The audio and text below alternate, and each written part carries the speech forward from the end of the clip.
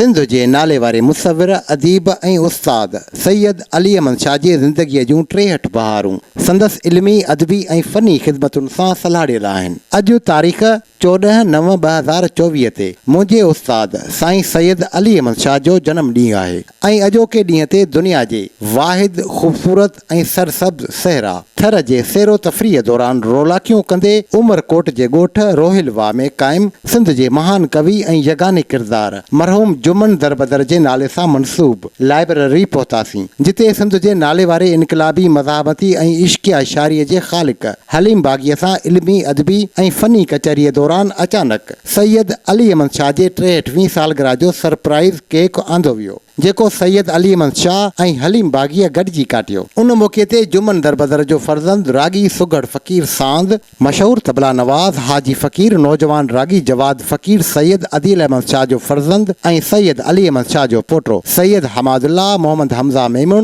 हमाद अहमद मेमुण, सावण मल्लाह पिणु मौजूदु हुया। उन मौक़े ते जुमन दरबदर जे फर्ज़ंद रागी सुगढ़ फ़कीर सांद पिणु बिना साज़न जे गीत झुंगारे हिन यादगार लम्हनि खे संवारे छॾियो। सांवरी तूं झुके थी सांवरी, तूं झुके थी सांवरी, ऐं गलनि खे वालड़ो चंद्र ॼण पोईद जो रोज़ थो चुमियो वञे, रोज़ थो चुमियो वञे, तुंहिंजे मुखड़े जो गुलाब और मुंहिंजे दीत जो रोज़ थो चुमियो वञे। ख्वाब आज़ादीअ संदा सरफरोशन ज़न में, ख्वाब आज़ादीअ संदा सरफरोशन ज़न में, रूह के शहीद जो हो रूह के शहीद जो रोज़ थो चुमियो वञे,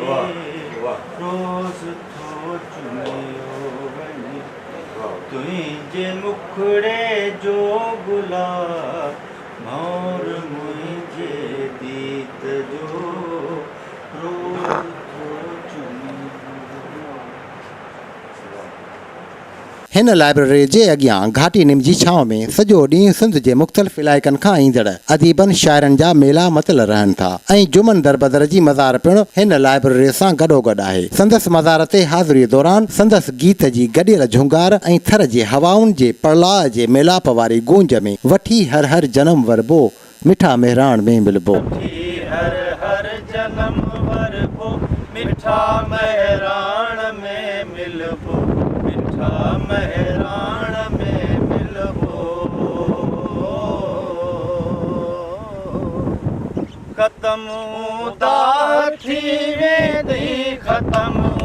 दाह थी वेंदी, चिठीअ चांडाण में मिलबो, मिठा मेहरान में मिलबो,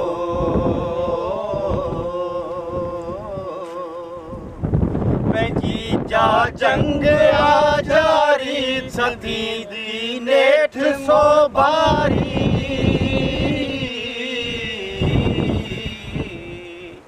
पंहिंजी जा जंग आ जारी सदी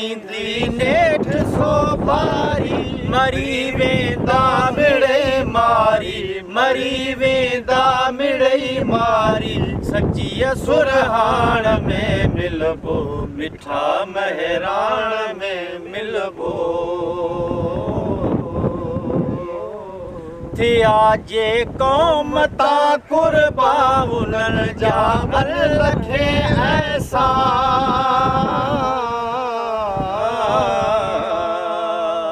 थिया जे क़ौम तां कुर्बा उन्हनि जा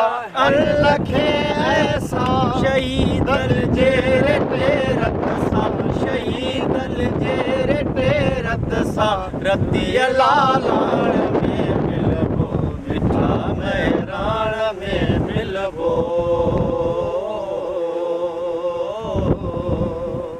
वठी हर हर जन्म वर बो वठी हर जन्म वर बो मिठा महराण